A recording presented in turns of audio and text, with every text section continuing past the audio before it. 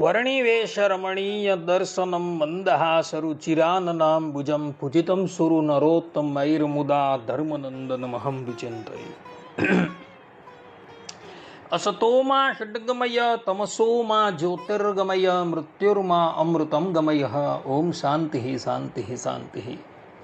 અસ્મદ્ગુરુ સમારંભામ નાથયામૂન મધ્યમામ લક્ષ્મી વલ્લભ પર્યંતામ વંદે ગુરુ પરંપરા. આજની જ્ઞાન સભાની અંદર પધારનારા બધા જ ભગવદ્ ભક્તોને વેદાંતાચાર્ય, પુરાણ ઇતિહાસ આચાર્ય, એમ એ ફિલોસોફી શાસ્ત્રી રાકેશભાઈના હેતપૂર્વક જય સ્વામિનારાયણ. ભક્તો, આજની આ જ્ઞાન સભાની અંદર આપણે બધા બ્રહ્મ તત્વ અર્થાત કે ભગવાન એ સાકાર છે, દિવ્ય કલ્યાણકારી ગુણોથી યુક્ત છે અને એ પરબ્રહ્મ પરમાત્મા ભગવાન શ્રી કૃષ્ણ જ સંપૂર્ણ જગતની ઉત્પત્તિ, સ્થિતિ અને પાલન કરનારા છે. આ વિષય પર થોડી વાત શ્રવણ કરશું તો બધા જ શ્રોતાગણો એકાગ્ર મને કરીને આ પ્રવચન શ્રવણ કરે અને એને આત્મસાત કરી લે.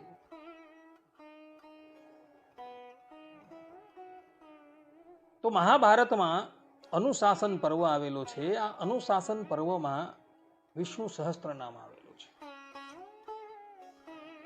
આ વિષ્ણુ સહસ્ત્ર નામ ગંગાપુત્ર ભીષ્મ પોતાની સન્મુખ ઉપસ્થિત શ્રી કૃષ્ણ ભગવાનને ઉદ્દેશીને ગાય છે અને એ વિષ્ણુ સહસ્ત્ર નામમાં ગંગાપુત્ર ભીષ્મ ભગવાન શ્રી કૃષ્ણને જ વિષ્ણુ, શ્રીમદ નારાયણ, કેશવ, હરિ ઇત્યાદિ નામથી સંબોધે છે. કહેવાનું તાત્પર્ય એ કે પુરાણોની અંદર તથા વેદાદિક શાસ્ત્રોની અંદર જે જગ્યાએ નારાયણ શબ્દ આવે છે, વિષ્ણુ શબ્દ આવે છે, હરિ શબ્દ આવે છે, એના દ્વારા શ્રી કૃષ્ણનો જ બોધ થયો છે.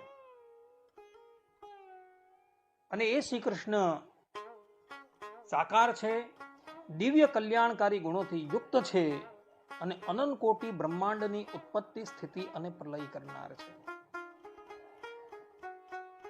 આ પ્રમાણેની વસ્તુ સ્થિતિ હોવા છતાં કેટલાક દાર્શનિકકારો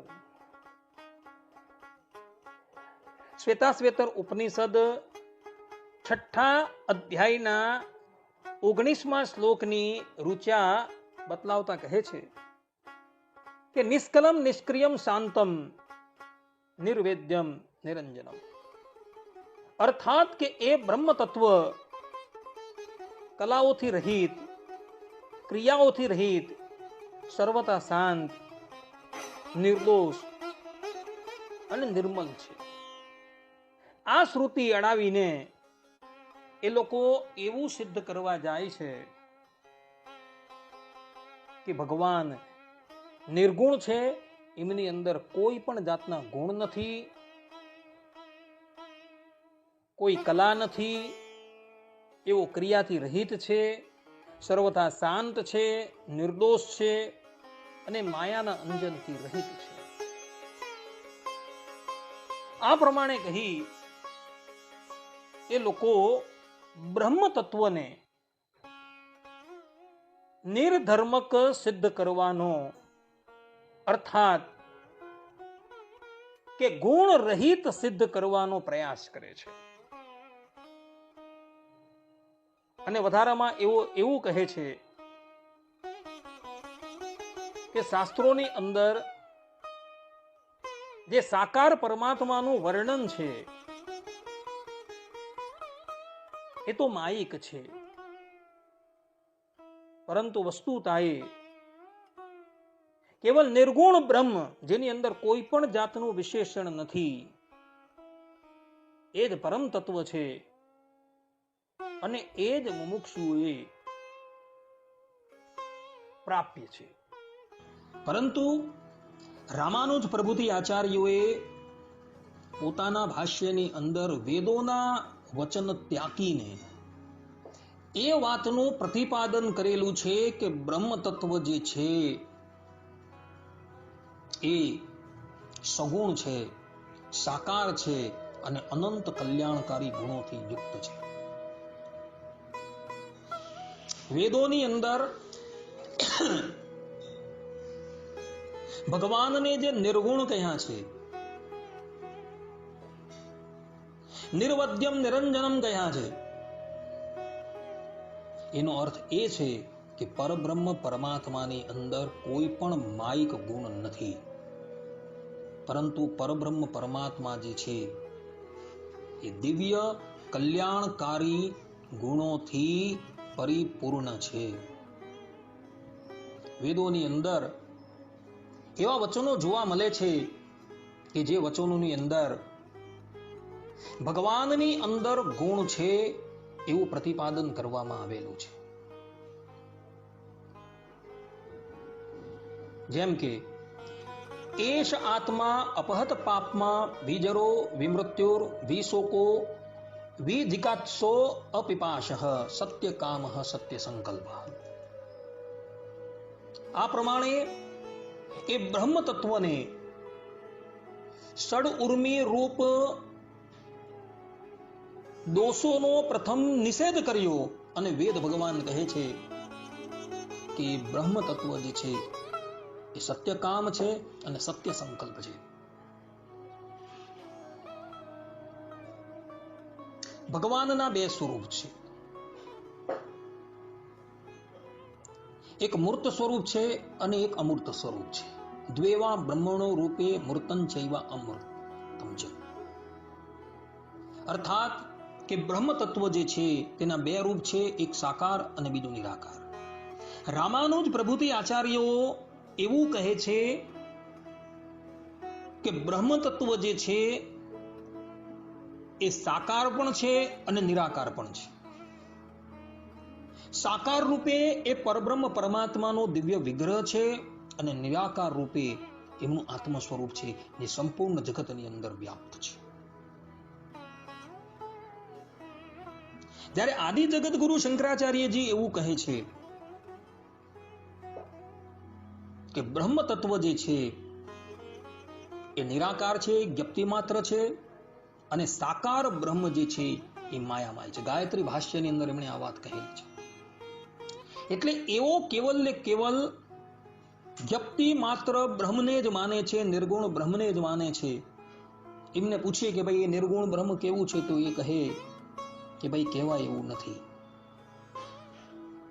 રામાનુજ પ્રભુતિ આચાર્યો કહે છે કે નહીં, બ્રહ્મ તત્વ જે છે સાકાર પણ છે અને નિરાકાર પણ છે, પરંતુ બંને અલગ અલગ હોવા છતાં અપૃથક છે. અને શાસ્ત્રોની અંદર સત્યકામ સત્ય સંકલ્પ એ જે બ્રહ્મ તત્વના ગુણો વર્ણવેલા છે એ સાકાર બ્રહ્મ તત્વના વર્ણવેલા છે. નિશ્ચલો નિષ્ક્રિયો શાંતો નિર્વેદ્ય નિરંજનમ ઇત્યાદિ જે ગુણો જે વર્ણવેલા છે એ નિરાકાર બ્રહ્મના વર્ણવેલા છે. પરંતુ એ બંને છે એ સત્ય સ્વરૂપ છે. વેદ ભગવાન પોતાના શ્રી મુખે બ્રહ્મ તત્વની અંદર ગુણો જે છે એ પ્રતિપાદન કરે છે. વેદ ભગવાન કહે છે એવમ હિ સર્વાણી કામાન્ય સંવિસંતિ. આ પ્રમાણે કામ શબ્દ વાચ્ય મંગલ ગુણોના સદભાવને કહે છે. અહીં શ્રુતિની અંદર સ્પષ્ટ રૂપે કહ્યું છે કામાન્ય સંવિસંતિ, એટલે ભગવાનની અંદર કલ્યાણ ગુણો છે. આ ઉપરાંત બીજા પણ એક વેદ મંત્રની અંદર કહ્યું છે સો સ્નુતે સર્વાન કામાન સહ બ્રહ્મણા વિપશ્ચિતા. અર્થાત કે ઉપાસક પુરુષ પરમધામમાં વિપશ્ચિત બ્રહ્મ અને તેમના કામ શબ્દવાચ્ય કલ્યાણ ગુણોનો અનુભવ કરે છે. આ પ્રમાણે શ્રુતિ ભગવદી જે છે પોતાના શ્રી મુખે કહે છે કે બ્રહ્મ તત્વ જે છે એ નિર્ધર્મક નથી, પરંતુ એ સધર્મક છે. ભગવાન સ્વામિનારાયણે પણ પોતાના વચનામૃતોની અંદર ભગવાનને સધર્મક પ્રતિપાદન કરેલા છે. ગધડા પ્રથમના 52મા વચનામૃતની અંદર ભગવાન સ્વામિનારાયણ કહે છે કે કલ્યાણકારી ગુણો તે ભગવાનને વિશે નિરંતર રહે છે. નિરંતર શબ્દનો પ્રયોગ કરેલો છે, અર્થાત કે અખંડ રહે છે. આ કાળમાં હતા અને આ કાળમાં નથી એવું નથી, અખંડ રહેલા છે. આ ઉપરાંત ભગવાન સ્વામિનારાયણ ગધડા પ્રથમના 66મા વચનામૃતમાં કહે છે કે શાસ્ત્રમાં ભગવાનને જે અરૂપ અને નિર્ગુણ કહ્યા છે તે તો માયિક એવા જે રૂપ ને ગુણ તેના નિષેધને અર્થે કહ્યા છે. પણ ભગવાન તો નિત્ય દિવ્ય મૂર્તિ છે અને અનંત કલ્યાણ ગુણે યુક્ત છે. આ પ્રમાણે સ્પષ્ટ રૂપે ભગવાન સ્વામિનારાયણ પ્રતિપાદન કરે છે કે ભગવાન જે છે એ અનંત કલ્યાણકારી ગુણોથી યુક્ત છે.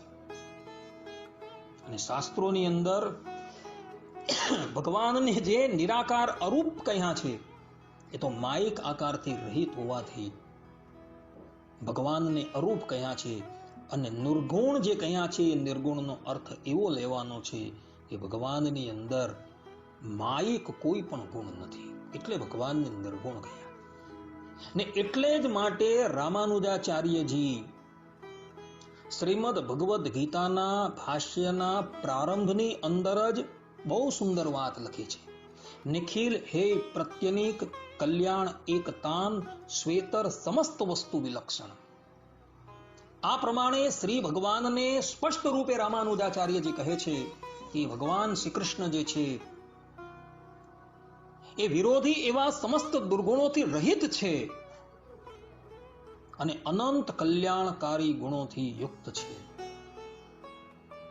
એવા એ શ્રી કૃષ્ણ ભગવાન છે. કેટલાક વિદ્વાનો જે છે એ એવું પણ કહેતા ફરે છે કે બ્રહ્મ તત્વની અંદર જે આનંદ ગુણ રહ્યો છે એ આનંદ જ બ્રહ્મ છે. અર્થાત કે આનંદ પૃથક છે અને બ્રહ્મ તત્વ પૃથક છે એવું નથી. એ આનંદ કહો કે બ્રહ્મ કહો એ એક જ છે. પરંતુ શ્રુતિ ભગવદી જે છે એ આ વાતને નકારે છે. તૈતરીય ઉપનિષદની અંદર સ્પષ્ટ રૂપે લખેલું છે સ એકો બ્રહ્મણ આનંદ. આ શ્રુતિએ બ્રહ્મ થકી આનંદનો વ્યતિરેક વ્યપદેશ કરેલો છે અને આ આનંદ જે ગુણ છે એ ભગવાનના સમસ્ત ગુણોનો સારભૂત ગુણ છે. અને એટલે માટે શ્રુતિ ભગવદી જે છે એ સહ આનંદમય બ્રહ્મ એમ કહે છે કે બ્રહ્મ જે છે એ આનંદમય છે. કારણ કે આનંદ ગુણ જે છે એ સમસ્ત ગુણોનો સારભૂત ગુણ છે. અને એટલે માટે શ્રુતિ ભગવદી જે છે ભગવાનને આનંદ ગુણથી યુક્ત કહે છે. આ પ્રમાણે શ્રુતિ ભગવદી કહે છે કે એ બ્રહ્મ તત્વ પણ પૃથક છે અને એમના આનંદ ગુણ પણ પૃથક છે. પરંતુ એ બંને જણા એકબીજાની સાથે એટલા બધા જોડાયેલા છે કે એને પૃથક કરી શકાય એમ નથી. જે પ્રમાણે રક્ત ગાય અર્થાત કે લાલ ગાય, લાલ પણ પૃથક છે અને ગાય પણ પૃથક છે. પરંતુ એ બંને જણા એકબીજાની સાથે એટલા બધા જોડાયેલા છે કે લાલને પણ પૃથક કરી શકાતા નથી અને ગાયને પણ પૃથક કરી શકાતા નથી. તે જ પ્રમાણે એ બ્રહ્મ તત્વ સાથે એ ગુણો જે છે એ અખંડ જોડાયેલા રહે છે. અને એમાં આનંદ ગુણ જે છે એ આનંદ ગુણ એ સમસ્ત ગુણોના સાર રૂપ છે. એવા તો ભગવાનની અંદર અનંત કલ્યાણકારી ગુણો છે. કૌશલ્ય છે, ઔદાર્ય છે, કારુણ્ય છે, આર્જવ છે, માર્જવ છે, જ્ઞાન છે, બલ છે, ઐશ્વર્ય છે, શક્તિ છે, વીર્ય છે, તેજ છે, એવા અનંત કલ્યાણકારી ગુણો છે. તો એવા એ બ્રહ્મ તત્વની અંદર અનંત કલ્યાણકારી ગુણ છે અને એ બ્રહ્મ તત્વ જે છે એ સાકાર જ છે, નિરાકાર ક્યારેય પણ નથી. અને એ બ્રહ્મ તત્વ જે છે એ સાકાર હોવા છતાં પણ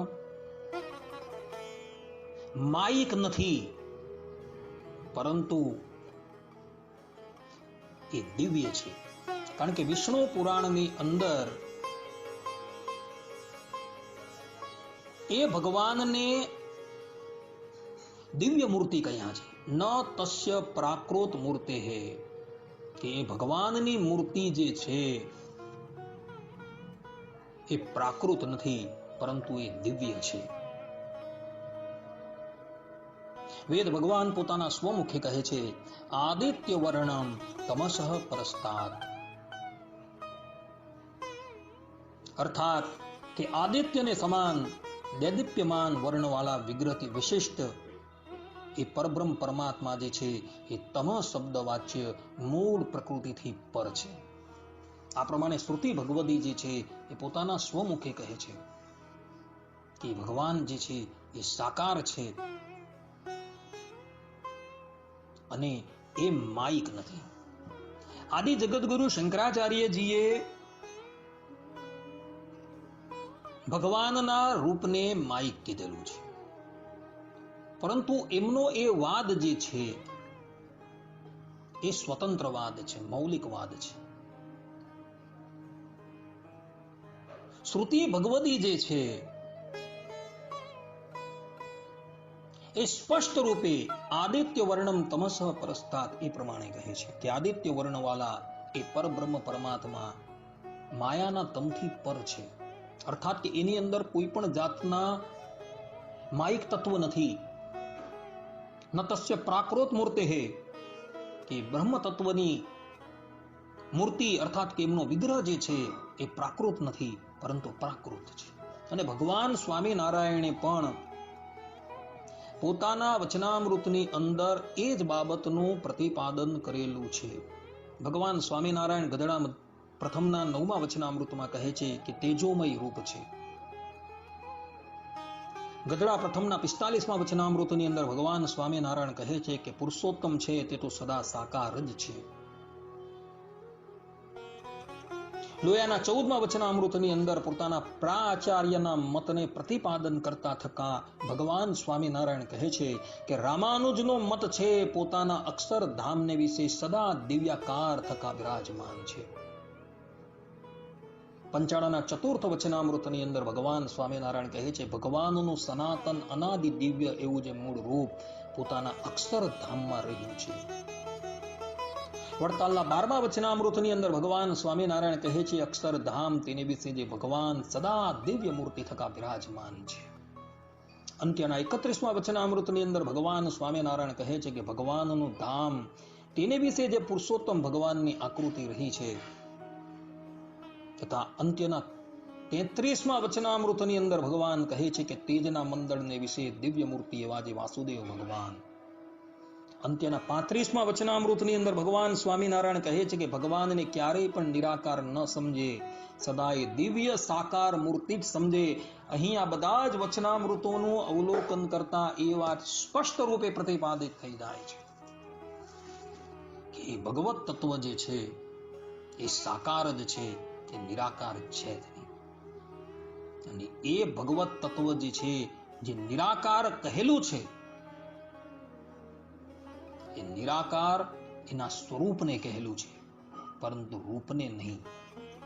બીજા અર્થની અંદર જે નિરાકાર કહેલું છે એ માયિક આકારથી રહિત હોવાથી એ પરબ્રહ્મ પરમાત્માને નિરાકાર કહેલું છે. એવું રામાનુજાચાર્યજી અને ભગવાન સ્વામિનારાયણ કહી રહ્યા છે. ભગવાનના 2 રૂપ તો છે જ, મૂર્તન ચૈવ અમૂર્તમ છે. સદગુરુ ગોપાળાનંદ સ્વામીએ પણ ઉપનિષદની ટીકાની અંદર બ્રહ્મ તત્વના 2 રૂપનું પ્રતિપાદન કરેલું છે.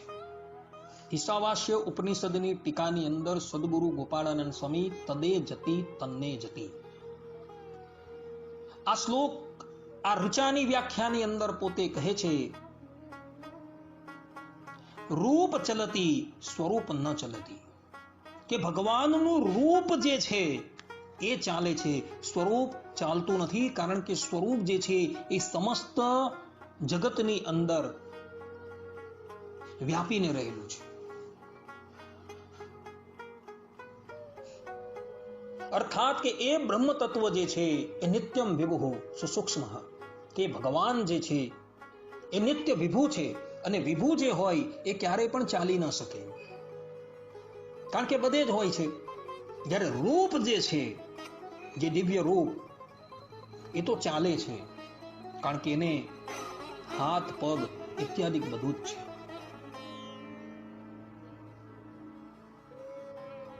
માટે બે સ્વરૂપ જે બ્રહ્મના જે છે એ શ્રુતિ ભગવદી પણ કહે છે, અને સદગુરુ ગોપાળાનંદ સ્વામીએ પણ ઉપનિષદની ટીકાની અંદર આ વાતનું પ્રતિપાદન કરે.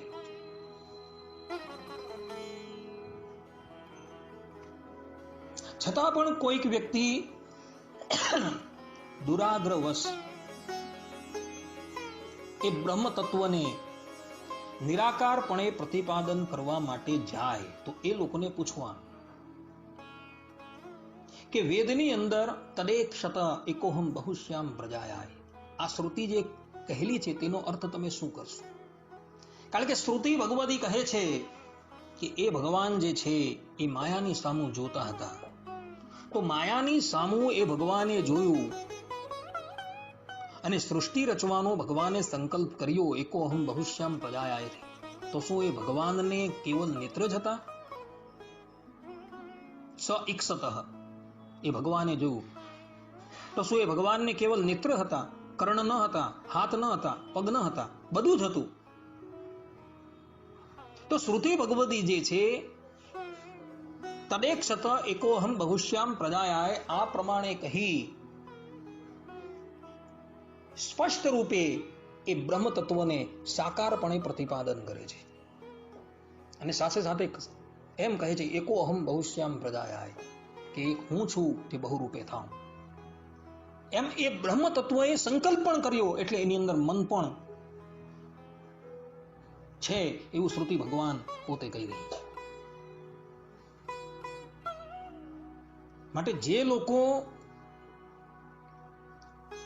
આ શ્રુતિ વચનોને જાણ્યા વગર કેવલ ને કેવલ એવું પ્રતિપાદન કરવા માટે જાય છે કે એ બ્રહ્મ તત્વ જે છે એ નિર્ગુણ છે, નિરાકાર છે, એ લોકોનો એ વાદ જે છે એ મૌલિક વાદ છે, સ્વતંત્ર વાદ છે. રામાનુજ પ્રભુજી આચાર્યોને એ વાદ માન્ય નથી. રામાનુજ પ્રભુજી આચાર્યો સ્પષ્ટ રૂપે કહે છે કે એ ભગવાન જે છે એ સાકાર પણ છે અને સધર્મક છે. એ પરબ્રહ્મ પરમાત્મા નિર્ગુણ પણ છે અને નિરાકાર પણ છે. પરંતુ તમે લોકો જે પ્રમાણે જે પ્રતિપાદન કરો છો એ પ્રમાણે એ ભગવાન જે છે એ નિર્ગુણ નિરાકાર નથી, પરંતુ એ ભગવાન જે છે એ માયિક ગુણોથી રહિત હોવાથી શાસ્ત્રોની અંદર એમને નિર્ગુણ કહ્યા છે, અને દિવ્ય કલ્યાણકારી ગુણથી યુક્ત હોવાથી ભગવાનને સગુણ કહ્યા છે. અને માયિક આકારથી રહિત હોવાથી એ પરબ્રહ્મ પરમાત્માને નિરાકાર કહ્યા છે, અને દિવ્ય કલ્યાણકારી ગુણોથી યુક્ત હોવાથી એ પરબ્રહ્મ પરમાત્માને સાકાર કહેલા છે. આ પ્રમાણે રામાનુજાચાર્યજીએ પોતાના ભાષ્યોની અંદર આ અર્થનું સમર્થન કરેલું છે.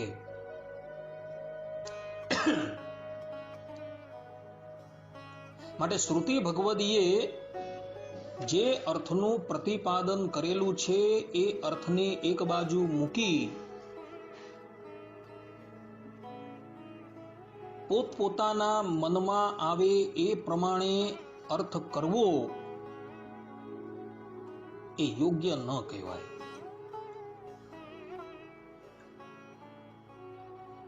શાસ્ત્રોની અંદર એવા વચનો સ્પષ્ટ રૂપે ઉપલબ્ધ છે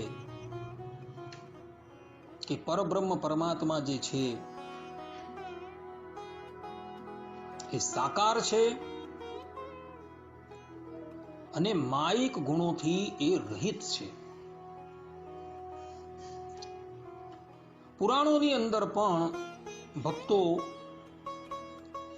એવા વચનો ઉપલબ્ધ છે કે પરબ્રહ્મ પરમાત્મા જે છે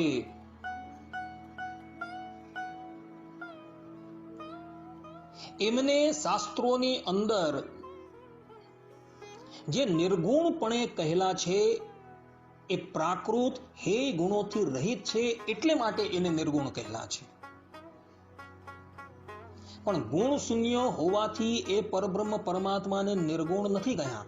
જેમ કે પદ્મ પુરાણની અંદર એક શ્લોક આવે છે, જે શ્લોકનું અવલોકન કરતા એ વાત સ્પષ્ટ રૂપે પ્રતિપાદિત થઈ જાય છે કે રામાનુજ પ્રભુતિ આચાર્યો છે તથા ભગવાન સ્વામિનારાયણ જે કહી રહ્યા છે કે નિર્ગુણ એટલે ગુણ શૂન્ય નહીં, પરંતુ નિર્ગુણ એટલે પ્રાકૃત ગુણોથી રહિત, એ વાત જે કહી રહ્યા છે એ સત્ય છે. જેમ કે પદ્મ પુરાણની અંદર કહ્યું છે, યોસો નિર્ગુણ ઇત્યુક્ત શાસ્ત્રેષુ જગદીશ્વર પ્રાકૃતૈર हेय संयुक्तैर गुणैर हीन स उच्यते. અર્થાત કે વેદાદિ શાસ્ત્રોમાં જગદીશ્વરને નિર્ગુણપણે કહ્યા છે તે પ્રાકૃત હે ગુણે રહિત હોવાથી કહ્યા છે, પણ ગુણ શૂન્ય હોવાથી નહીં. જગદીશ્વર તો સમસ્ત સદગુણોએ સંપન્ન છે. આ પ્રમાણે ભગવાન વેદવ્યાસજી પોતાના સ્વમુખે પોતે કહી રહ્યા છે કે બ્રહ્મ તત્વને નિર્ગુણ એટલે માટે કહ્યું છે કારણ કે એની અંદર પ્રાકૃત ગુણો છે નહીં. એની અંદર સત્યકામ સત્ય સંકલ્પ એવા દિવ્ય કલ્યાણકારી ગુણો છે. એટલે માટે એ ભગવાનને નિર્ગુણ કહેલા છે. નિર્ગુણ કહેવા માત્રથી એવું નથી સમજવાનું કે એ બ્રહ્મ તત્વ જે છે ગુણથી રહિત છે. આ પ્રમાણે ભગવાન વેદવ્યાસજી પોતાના સ્વમુખે ભગવાનની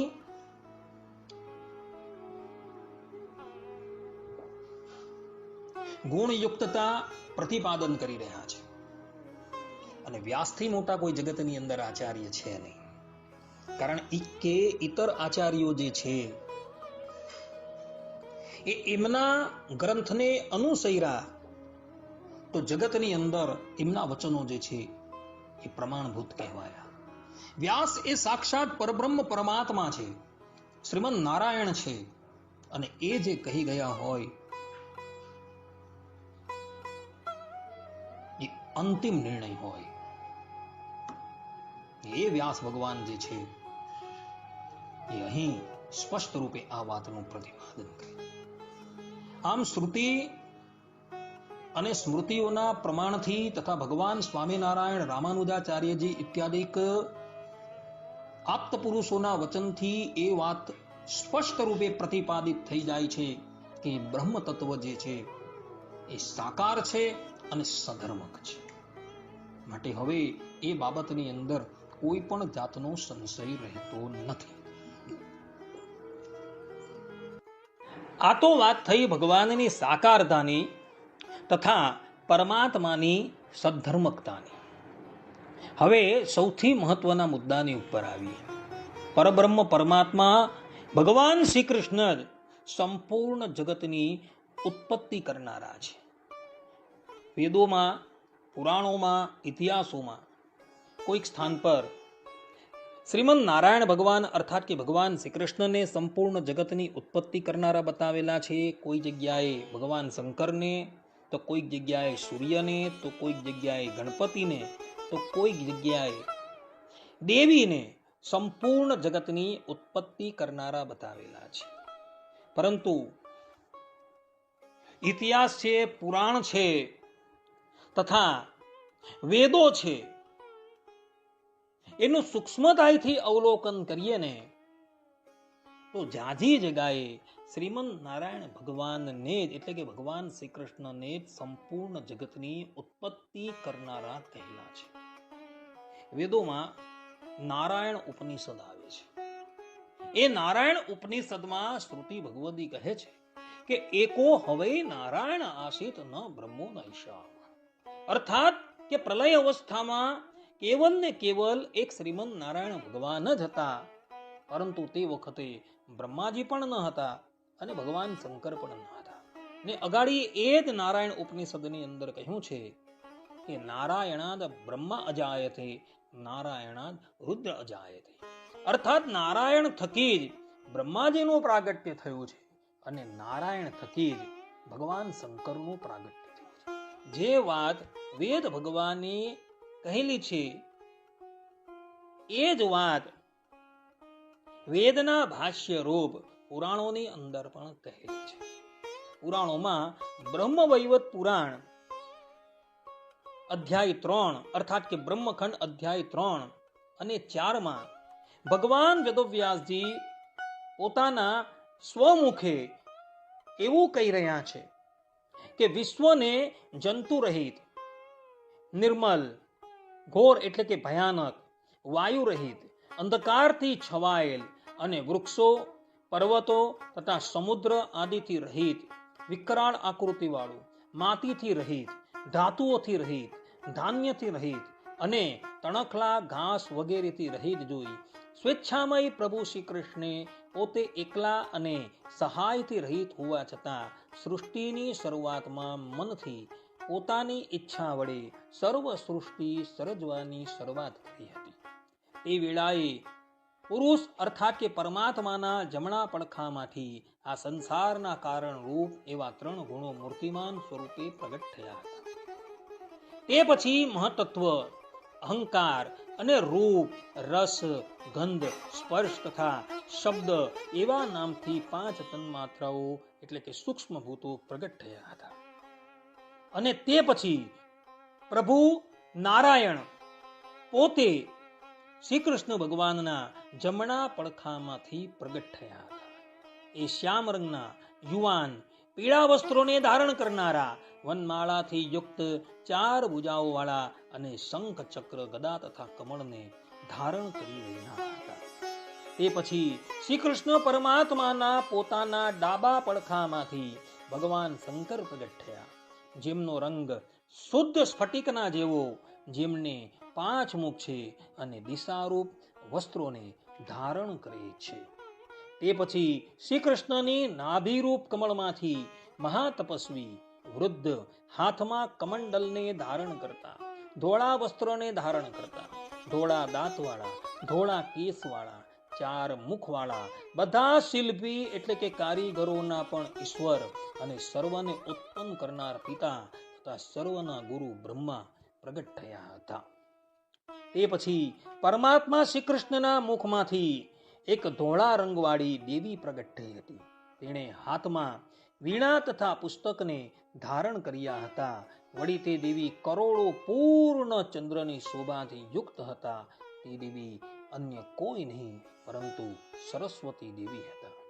તે પછી એ શ્રી કૃષ્ણ પરમાત્માના મનમાંથી એક દેવી પ્રગટ થયા હતા. તેમનો રંગ શ્વેત હતો. રત્નના આભૂષણોથી તે શણગારેલા હતા. વળી તે દેવીએ પીળા વસ્ત્રો પહેર્યા હતા. મંદ હાસ્યથી તે યુક્ત હતા. નવા યૌવનથી પણ યુક્ત હતા. સર્વ ઐશ્વર્યના તે અધિષ્ઠાત્રી દેવી છે. સર્વ સંપત્તિ રૂપ ફળને તે આપનારા છે. અને તે જ દેવી સ્વર્ગમાં સ્વર્ગલક્ષ્મી તેમજ રાજાઓમાં રાજલક્ષ્મી કહેવાય છે. એ સાધ્વી મહાલક્ષ્મી દેવી શ્રી હરિની આગળ આવી ઉભા રહ્યા. તે પછી એ શ્રી કૃષ્ણ પરમાત્માની બુદ્ધિમાંથી સર્વની અધિષ્ઠાત્રી અને ઈશ્વરી મૂળ પ્રકૃતિ દેવી પ્રગટ થયા હતા. તે મૂળ પ્રકૃતિ તપેલા સોનાના જેવા વર્ણથી ચોપાસ દીપી રહ્યા હતા. કરોડો સૂર્યના જેવી કાંતિથી યુક્ત હતા. મંદ હાસ્ય વડે તેમનું મુખ પ્રસન્ન જણાતું હતું. શરદ ઋતુના કમળ જેવા તેમના નેત્ર હતા.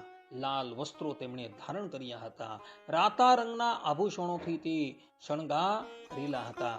અને નિદ્રા, તૃષ્ણા, સુધા, તૃષા, દયા, શ્રદ્ધા તથા ક્ષમા આદિ જે શક્તિઓ છે તે સર્વની તે ઈશ્વરી અધિષ્ઠાયક દેવી છે. તેમજ સેંકડો મુખથી યુક્ત હોય સર્વને તે ભય કરનારા હતા, જેનું બીજું નામ દુર્ગા છે. આ પ્રમાણે ભક્તો અહીં બ્રહ્મવૈવર્ત પુરાણની અંદર સ્પષ્ટ રૂપે ભગવાન વેદવ્યાસજી કહી રહ્યા છે કે ભગવાન શ્રી કૃષ્ણ પ્રલય અવસ્થાની અંદર એકાકી જ હતા. વિષ્ણુ સહસ્ત્ર નામનું તમે અવલોકન કરો તો ભગવાન શ્રી કૃષ્ણનું એક નામ નારાયણ પણ આવે છે. એટલે પ્રલય અવસ્થામાં વેદ ભગવાન એવું કહે છે કે એકો હવૈ નારાયણ આસીત ન બ્રહ્મ નો ઈશાનો. એટલે કે પ્રલય અવસ્થાની અંદર કેવલ એક નારાયણ જ હતા. તે વખતે બ્રહ્માજી પણ ન હતા અને ભગવાન શંકર પણ ન હતા. તે જ પ્રમાણે અહીં બ્રહ્મવૈવર્ત પુરાણની અંદર પણ ભગવાન વેદવ્યાસજી કહે છે કે પરબ્રહ્મ પરમાત્મા ભગવાન શ્રી કૃષ્ણ પ્રલય અવસ્થાની અંદર એકાકી જ બિરાજમાન હતા. સંપૂર્ણ સૃષ્ટિ એની અંદર લીન થઈ ગયેલી હતી અને તે વખતે ભગવાન શ્રી કૃષ્ણ પોતે જ નારાયણ રૂપ ધારણ કરીને પ્રગટ થયા છે. અર્થાત કે પોતાના જમણા પડખામાંથી એવો નારાયણનું પ્રાગટ્ય કરેલું છે અને પોતાના ડાબા પડખામાંથી એવો રુદ્રનું પ્રાગટ્ય કરેલું છે અને નાભી કમળમાંથી એવો બ્રહ્માજીનું પ્રાગટ્ય કરેલું છે તથા પોતાના શરીરમાંથી એવો પંચભૂતના બીજ રૂપ 5 તન્માત્રને પ્રગટ કરેલી છે ને 3 ગુણને પ્રગટ કરેલા છે તથા પોતાના મુખમાંથી હૃદયમાંથી ઇત્યાદિ સ્થાનોમાંથી એવો 3 દેવીઓને પ્રગટ કરેલી છે જેનું નામ છે સરસ્વતી, લક્ષ્મી અને દુર્ગા. આ પ્રમાણે વેદો તથા પુરાણોને જોતા એક વાત સ્પષ્ટપણે વિદિત થાય છે કે સંપૂર્ણ જગતની ઉત્પત્તિ કરનારા પરબ્રહ્મ પરમાત્મા શ્રી કૃષ્ણ ભગવાન જ છે. તો પછી કોઈક વ્યક્તિને એવી શંકા થાય કે ભાઈ ગણેશ પુરાણનો અવલોકન કરીએ તો ત્યાં ગણપતિને સંપૂર્ણ જગતની ઉત્પત્તિ કરનારા કહેલા છે. શાંબ પુરાણ જોઈએ, આદિત્ય પુરાણ જોઈએ તો એ આદિત્ય પુરાણમાં તથા શાંબ પુરાણની અંદર સૂર્યદેવને સંપૂર્ણ જગતની ઉત્પત્તિ કરનારા કહેલા છે. શિવ પુરાણ જોઈએ તો શિવ પુરાણમાં પણ એવું જોવા મળે છે કે ભગવાન શંકર જ સંપૂર્ણ જગતની ઉત્પત્તિ કરનારા છે. દેવી ભાગવત જોઈએ તો દેવી ભાગવતની અંદર એવા વચનો જોવા મળે છે કે સંપૂર્ણ જગતની ઉત્પત્તિ કરનારા કેવલ માં દુર્ગા જ છે. હવે આ બધા પુરાણો છે, વેદોના વચન છે, એમાં પુરાણ જે છે એ બનાવનારા તો સાક્ષાત વેદવ્યાસ છે અને વેદ તો અપરોષય છે, એને બનાવનાર કોઈ નથી. તો પુરાણોની અંદર તથા વેદોની અંદર તો કોઈક સ્થાન પર દેવીને તો કોઈક સ્થાન પર શ્રીમદ નારાયણ ભગવાનને તો કોઈક સ્થાન પર શિવને તો કોઈક સ્થાન પર સૂર્યને અને કોઈક સ્થાન પર ગણપતિને સંપૂર્ણ જગતની ઉત્પત્તિ કરનારા કહેલા છે. અહીં તમે એવું કહો છો કે શ્રી કૃષ્ણ ભગવાન જ સંપૂર્ણ જગતની ઉત્પત્તિ કરનારા છે તો તેનું શું? તો એનું પણ બહુ સુંદર સમાધાન શાસ્ત્રોકારોએ એટલે કે ભગવાન વેદવ્યાસજીએ જ કરેલું જોવા મળે છે. ક્રમશઃ આ વાતને આપણે સૂક્ષ્મતાથી અવલોકન કરીએ. પહેલા સૂર્યદેવની વાત કરીએ તો આદિત્ય પુરાણમાં, શાંબ પુરાણમાં સૂર્યદેવને સંપૂર્ણ જગતની ઉત્પત્તિ કરનારા બતાવેલા છે. હવે આ સૂર્યદેવનું પ્રાગટ્ય ક્યાંથી થયું? તો ઋગ્વેદના પુરુષ સૂક્તની અંદર કહ્યું છે કે ચંદ્રમા મનસો જાત ચક્ષો સૂર્ય અજાયત. અર્થાત કે પરબ્રહ્મ પરમાત્માના મન થકી ચંદ્રનું પ્રાગટ્ય થયું અને એઓના નેત્ર થકી સૂર્યનું પ્રાગટ્ય થયું છે. એટલે સૂર્યદેવનું પ્રાગટ્ય સાક્ષાત પરબ્રહ્મ પરમાત્માના નેત્ર થકી થયું છે અને એટલે માટે આદિત્ય પુરાણ તથા શાંબ પુરાણમાં સૂર્યદેવને સર્વ કારણના કારણ અને સૃષ્ટિની ઉત્પત્તિ કરનારા કહેલા છે. વસ્તુતાએ સૂર્યદેવ નહીં, પરંતુ સૂર્યના જે અંતર્યામી પરબ્રહ્મ પરમાત્મા છે, જે શ્રીમદ નારાયણ, એ શ્રીમદ નારાયણ જ સંપૂર્ણ જગતની ઉત્પત્તિ, સ્થિતિ અને પ્રલય કરનારા કહેલા છે. એ જગ્યાએ સૂર્ય અંતર્યામી પરબ્રહ્મ પરમાત્માની વાત થયેલી છે, કારણ કે સૂર્યનું પ્રાગટ્ય પણ પરબ્રહ્મ પરમાત્મા શ્રીમદ નારાયણ થકી થયેલું છે, એવું પુરુષ સૂક્તની અંદર કહેલું છે. અને એટલે જ માટે શ્રુતિઓમાં કહ્યું છે કે ધ્યેય સદા સવિતૃ મંડલ મધ્યવર્તી નારાયણ. અર્થાત કે સવિતૃ મંડળની અંદર એટલે કે સૂર્ય મંડળની અંદર બિરાજમાન જે શ્રીમદ નારાયણ ભગવાન છે, એનું હંમેશા ધ્યાન કરવું જોઈએ. એટલે સાંબ પુરાણની અંદર તથા આદિત્ય પુરાણમાં સૂર્યદેવને સંપૂર્ણ જગતની ઉત્પત્તિ કરનારા તથા સંપૂર્ણ જગતના કારણ બતાવેલા છે. એ સૂર્યદેવને નથી બતાવેલા, પરંતુ પરબ્રહ્મ પુરુષોત્તમ નારાયણ એટલે કે ભગવાન શ્રી કૃષ્ણને બતાવેલા છે. આ પ્રમાણેનો સિદ્ધાંત રામાનુજ પ્રભુતિ આચાર્યોએ નક્કી કરેલું છે. તે જ પ્રમાણે દેવીની વાત કરીએ તો દેવી ભાગવત છે, તથા બીજા જે દેવીના સ્તોત્રો છે, કવચો છે, એની અંદર સંપૂર્ણ જગતના કારણ તરીકે દેવીને બતાવેલા છે. પરંતુ એનું પણ બહુ સુંદર સમાધાન બ્રહ્મવૈવત પુરાણની અંદર આપેલું છે. બ્રહ્મવૈવત પુરાણના બ્રહ્મખંડમાં તૃતીયા અને ચોથા અધ્યાયની અંદર પરબ્રહ્મ પરમાત્મા ભગવાન શ્રી કૃષ્ણ જ્યારે સૃષ્ટિ રચવા માટે તૈયાર થયા, ત્યારે એમના શરીરમાંથી જ 3 દેવીઓ પ્રગટ થયેલી છે, જે અનુક્રમે સરસ્વતી છે, લક્ષ્મી છે અને દુર્ગા છે.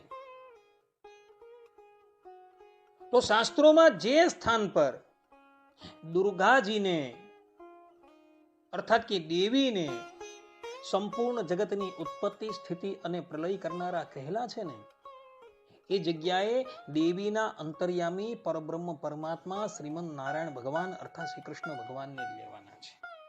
કારણ કે એ દેવીનું પ્રાગટ્ય પરબ્રહ્મ પરમાત્મા ભગવાન શ્રી કૃષ્ણ થકી થયું છે, અને ભગવાન શ્રી કૃષ્ણ થકી એનું પ્રાગટ્ય થયું હોવાથી શાસ્ત્રોમાં જે જગ્યાએ દેવીને પરમ તત્વ તરીકે તથા સંપૂર્ણ જગતના કારણ તરીકે વર્ણવેલા છે, એ દેવીના અંતર્યામી પરબ્રહ્મ પરમાત્મા શ્રી કૃષ્ણ ભગવાનને જ વર્ણવેલા છે. કારણ કે દેવીનું પ્રાગટ્ય એ ભગવાન શ્રી કૃષ્ણ થકી થયું છે, અને એટલે માટે તે પુરાણોમાં દેવીને જ્યાં જગત કારણ કહેલા છે, તે કારણ તરીકે આપણે પરબ્રહ્મ પરમાત્મા શ્રી કૃષ્ણ ભગવાનને જ લેવાના છે. આ સિદ્ધાંત વાત છે. હવે વાત કરીએ ગણપતિની. તો બ્રહ્મવૈવત પુરાણ ગણપતિ ખંડ અધ્યાય 8 અને 9 કથા આવે છે કે ભગવાન શંકરની આજ્ઞાથી દેવી પાર્વતીએ પુણ્યક વ્રત નામનું વ્રત કર્યું. એ વ્રત ભગવાન શ્રી કૃષ્ણ સંબંધી હતું. દેવી પાર્વતીના મનની અંદર એવી ઈચ્છા હતી કે ગોલોકાધિપતિ શ્રી કૃષ્ણ જ મારા ઘરે પુત્ર રૂપે પ્રગટ થાય.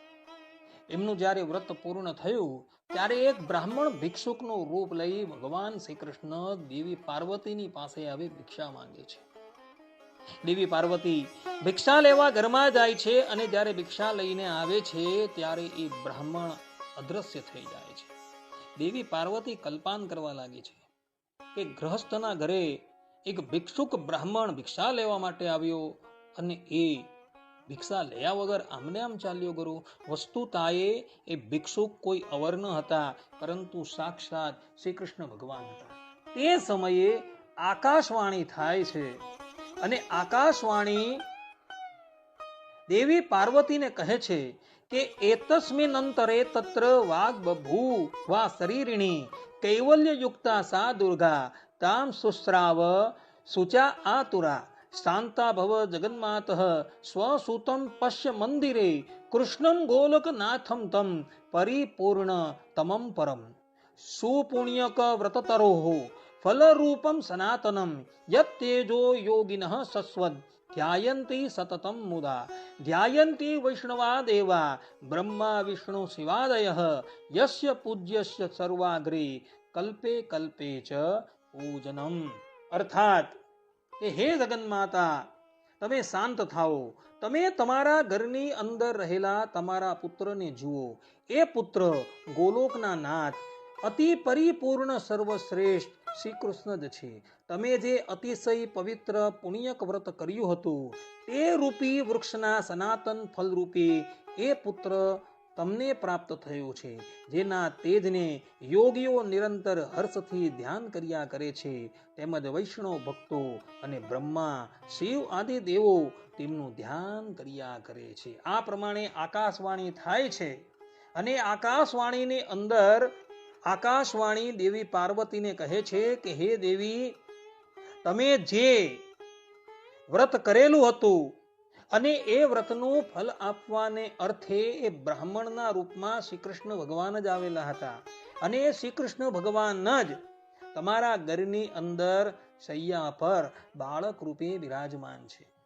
માટે તમે અંદર જાઓ અને જુઓ. અને દેવી પાર્વતી જ્યારે પોતાના ઘરની અંદર જઈને જુએ છે તો શૈયા પર એક બહુ સુંદર બાળક સૂતેલો હતો. દેવી પાર્વતી ત્યાં જાય છે અને એ બાળકને ઉઠાવી આલિંગન કરે છે. કહેવાનું તાત્પર્ય એ છે કે ગણેશ તરીકે કોઈ અવર નથી, પરંતુ શ્રી કૃષ્ણ ભગવાન જ ગણેશ રૂપે પ્રગટ થયા છે. અને દરેક કલ્પની અંદર દેવી પાર્વતીના ઘરે સાક્ષાત શ્રી કૃષ્ણ ભગવાન જ ગણેશના રૂપમાં પ્રગટ થાય છે. એટલે ગણપતિ રૂપે પણ ભગવાન શ્રી કૃષ્ણ જ છે.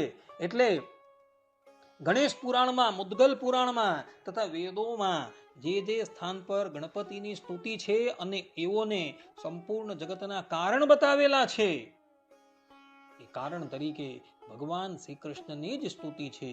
કારણ કે ગણપતિ મહારાજ રૂપે ભગવાન શ્રી કૃષ્ણ છે.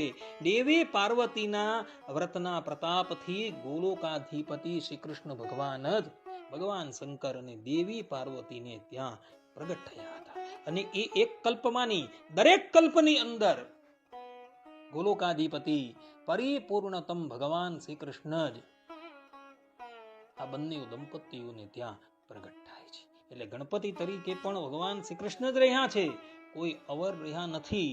એટલે શાસ્ત્રોમાં જે સ્થાન પર ગણપતિ મહારાજને સંપૂર્ણ જગતના કારણ કહેલા છે ત્યાં શ્રી કૃષ્ણ ભગવાનને જ લેવાના છે, અર્થાત શ્રીમદ નારાયણને જ લેવાના છે, પરંતુ બીજાને લેવાના. હવે આપણે ભગવાન શંકરની વાત કરીએ તો વેદ ભગવાન શંકરની પરમ કારણતા બતાવતા કહે છે એકો રુદ્ર ન દ્વિતીય. અર્થાત કે તે પ્રલય અવસ્થામાં કેવલ એક રુદ્ર જ હતા, પરંતુ બીજું કોઈ હતું નહીં. શ્રીમદ ભાગવતના અષ્ટમ સ્કંદમાં સમુદ્ર મંથનની લીલા આવે છે. જ્યાં સમુદ્રમાંથી વિષ પ્રગટ થાય છે ત્યારે બધા જ દેવતાઓ ભગવાન શંકરની પાસે જાય છે અને એની જગત કારણ તરીકે સ્તુતિ કરે છે. શિવ પુરાણમાં સ્થાન પર ભગવાન શંકરની જગત કારણ તરીકે સ્તુતિ કરવામાં આવે છે. તો એને લઈને કેટલાક લોકો એવું સમજે છે કે ભગવાન શંકર જ સંપૂર્ણ જગતના કારણ છે. પરંતુ બ્રહ્મવૈવત પુરાણ બ્રહ્મખંડ અધ્યાય 3ની અંદર જોવામાં આવે તો એ ભગવાન શંકરનું પ્રાગટ્ય પણ ભગવાન શ્રી કૃષ્ણ થકી થયેલું છે. નારાયણ ઉપનિષદની અંદર સ્પષ્ટ રૂપે એવા વચન છે કે નારાયણાદ બ્રહ્મ અજાયતે નારાયણાદ રુદ્ર અજાયતે.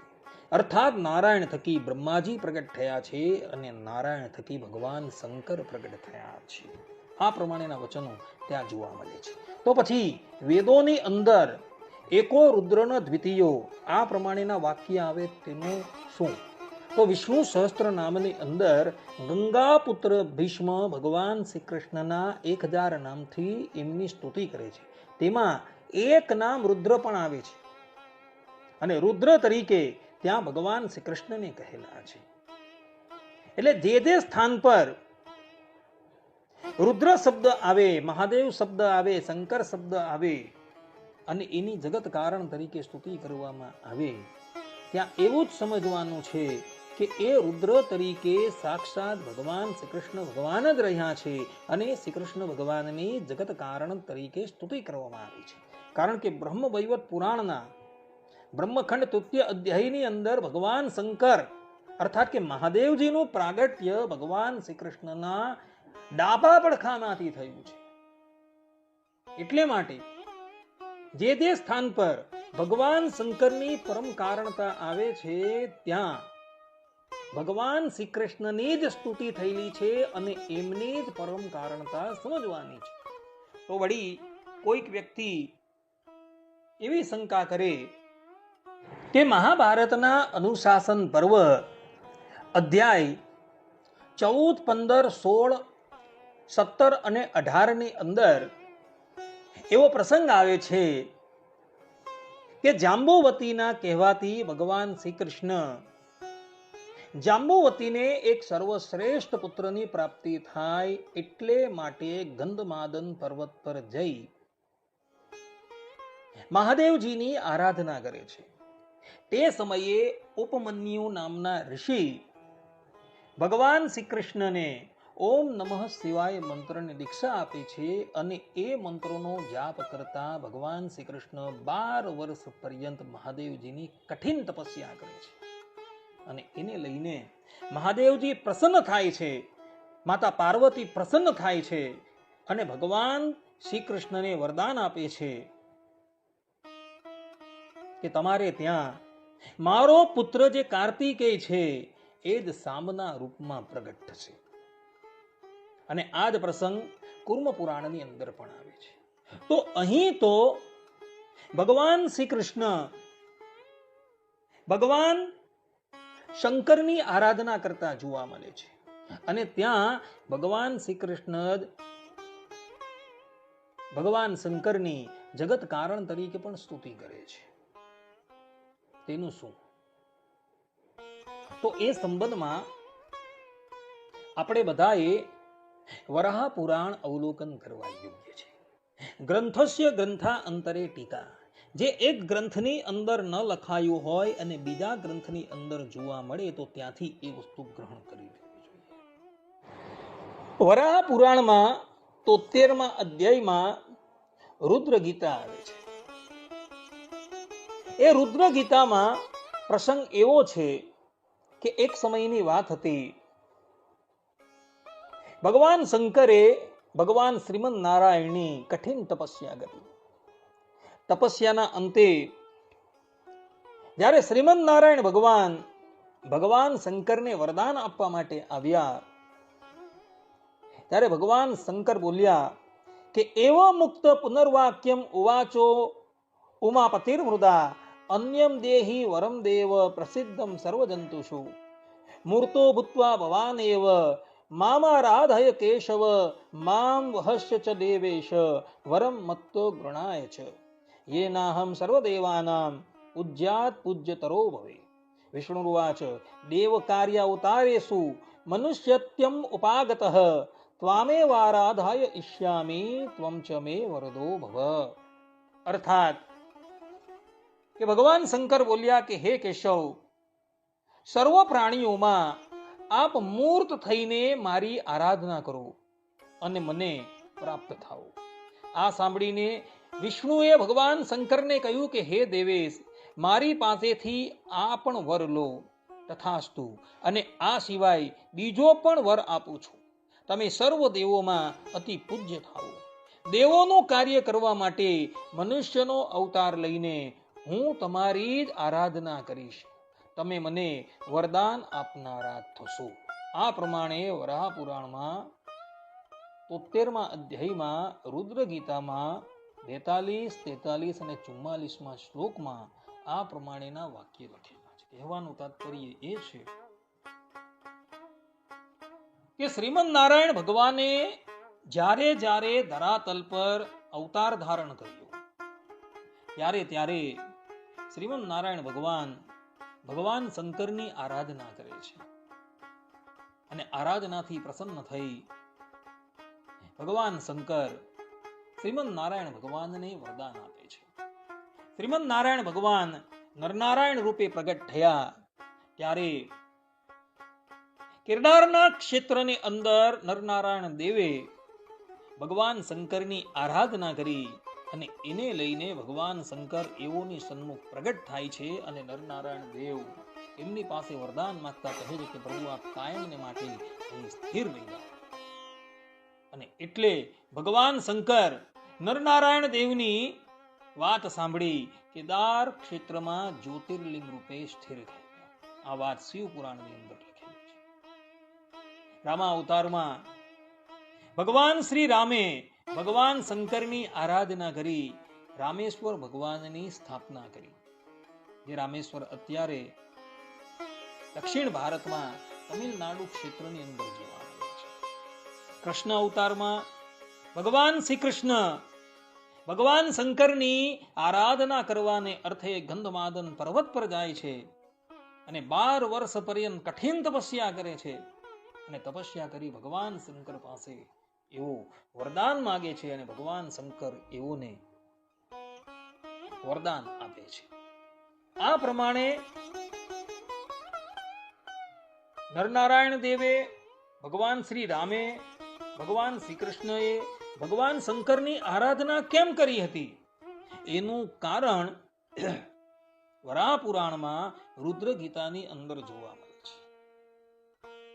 અને રુદ્ર ગીતાની અંદર સ્પષ્ટ રૂપે શ્રીમદ નારાયણ ભગવાને રુદ્રદેવને વરદાન આપેલું છે કે જ્યારે જ્યારે હું અવતાર ધારણ કરીશ ત્યારે તમારી આરાધના કરીશ અને તમે અમને વર આપનારા થશો. ને એટલે માટે જ્યારે જ્યારે શ્રીમદ નારાયણ ભગવાન ધરાતલ પર મનુષ્ય વિગ્રહ ધારણ કરે છે ત્યારે ભગવાન શંકરની આરાધના કરે છે અને ભગવાન શંકર એઓને વરદાન આપે છે. આ પ્રમાણે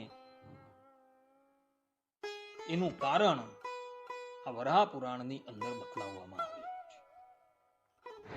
આ ઉપરાંત મહાભારતના શાંતિ પર્વ 345માં અધ્યાયમાં 26 અને 27માં શ્લોકમાં વરાહ ભગવાન પોતાના સ્વમુખે કહે છે કે યે યજંતિ પિતૃન દેવાન ગુરુશ્ચૈવ અતિથિંશ તથા ગાશ્ચૈવ દ્વિજમુખ્યાંશ પૃથ્વીમ માતરમ યથા કર્મણા મનસા વાચા વિષ્ણુમેવ યજંતિ તે અંતર્ગતઃ સ ભગવાન સર્વ સત્વ શરીરગઃ. અર્થાત કે જે બહુ બ્રહ્માદિક દેવતાઓ, પિતૃઓ, ગુરુ, અતિથિ, ગાય, શ્રેષ્ઠ બ્રાહ્મણ, પૃથ્વી અને માતાની મન, વાણી અને ક્રિયા દ્વારા પૂજા કરે છે તે વાસ્તવમાં ભગવાન વિષ્ણુની જ પૂજા કરે છે. કારણ કે ભગવાન વિષ્ણુ સમસ્ત પ્રાણીઓના શરીરમાં અંતરાત્મા રૂપથી વિરાજમાન છે. આ પ્રમાણે અહીં વરાહ ભગવાન સ્પષ્ટ રૂપે એવું કહી રહ્યા છે કે જે ભવ બ્રહ્માદિક દેવતાઓની પૂજા કરે છે, પિતૃઓની પૂજા કરે છે, ગુરુની પૂજા કરે છે, માતા પિતાની, ગાયની ઇત્યાદિકની પૂજા કરે છે, વાસ્તવની અંદર ભગવાન વિષ્ણુની જ પૂજા કરે છે. એનું કારણ એ કે ભગવાન વિષ્ણુ અર્થાત કે ભગવાન શ્રીમદ નારાયણ દરેક ભૂત પ્રાણી માત્રના શરીરમાં અંતર્યામી તરીકે રહેલા છે. એટલે એ લોકોની પૂજા કરવાથી ભગવાન વિષ્ણુની જ પૂજા થઈ જાય છે, પરંતુ બીજા કોઈની પૂજા થતી નથી. એ જ મહાભારતમાં મહાભારતનું મહાત્મય વર્ણવતા ભગવાન વેદવ્યાસજી કહે છે કે વેદે રામાયણે પુણ્યે ભારતે પુરાણે તથા આદૌ ચાંતે ચ મધ્યે ચ હરિ સર્વત્ર ગીયતે. અર્થાત કે વેદ, રામાયણ અને પવિત્ર મહાભારત તથા પુરાણ ઇત્યાદિક ગ્રંથોમાં આદિ, મધ્ય અને અંતમાં સર્વત્ર ભગવાન શ્રી હરિનો જ મહિમા ગવાયો છે. વેદોની અંદર ઇન્દ્ર છે, વરુણ છે, વાયુ છે ઇત્યાદિક દેવતાઓનો મહિમા ગવાયો છે. પરંતુ ભગવાન વેદવ્યાસજી કહે છે કે એ ઇન્દ્ર છે, અગ્નિ છે, વાયુ છે એના અંતર્યામી સાક્ષાત પરબ્રહ્મ પરમાત્મા હોવાથી એ સ્થાન પર ભગવાન શ્રી હરિનો જ મહિમા ગવાયો છે. એ જ પ્રમાણે મહાભારતની અંદર ત્યાં પણ કેવલ ને કેવલ ભગવાન શ્રી હરિનો જ મહિમા ગવાયો છે. શિવ પુરાણ છે, ગણેશ પુરાણ છે, દેવી ભાગવત છે, શાંબ પુરાણ છે, આદિત્ય પુરાણ છે ઇત્યાદિક પુરાણોમાં જે જે સ્થાન પર શિવ છે, ગણપતિ છે, દેવી છે, સૂર્યદેવ છે ઇત્યાદિકનો મહિમા વર્ણવેલો છે અને જગત કારણ તરીકે એઓની સ્તુતિ થયેલી છે, ત્યાં એમ જ સમજવાનું છે કે એના અંતર્યામી તરીકે પરબ્રહ્મ પરમાત્મા ભગવાન શ્રી હરિ રહેલા હોવાથી વાસ્તવિક રીતે તે પુરાણમાં ભગવાન શ્રી હરિનો જ મહિમા ગવાયો છે. જે લોકોએ આ સંબંધમાં કંઈ જોવું હોય એ મહાભારતનો મહાત્મય જે છે એ જોઈ લે. એમાં આ વાત ભગવાન વેદવ્યાસજીએ પોતાના સ્વમુખે કહેલી જોવા મળે છે. આ પ્રમાણે ભક્તો શિવ પુરાણ છે જેમાં ભગવાન શંકરનો મહિમા ગાવામાં આવેલો છે, આદિત્ય પુરાણ, સાંબ પુરાણ જેમાં ભગવાન સૂર્યનો મહિમા ગાવામાં આવેલો છે, દેવી ભાગવત જેમાં દેવીનો મહિમા ગાવામાં આવેલો છે, ગણેશ પુરાણ જેમાં ગણેશનો મહિમા ગાવામાં આવેલો છે. એ સ્થાન પર સાક્ષાત ભગવાન શ્રી હરિનો જ મહિમા ગવાયો છે એમ સમજવાનું છે. વરા પુરાણના 73મા અધ્યાયમાં રુદ્ર ગીતા આવે છે. તો એ રુદ્ર ગીતાના 52મા શ્લોકમાં ભગવાન શંકર પોતાના સ્વમુખે કહે છે કે નારાયણાત પરો દેવો ન ભૂતો ન ભવિષ્યતિ એતદ રહસ્યમ વેદાનામ પુરાણાનામ ચ સત્તમ. અર્થાત કે નારાયણથી શ્રેષ્ઠ કોઈ બીજા દેવ હતા નહીં અને થશે પણ નહીં.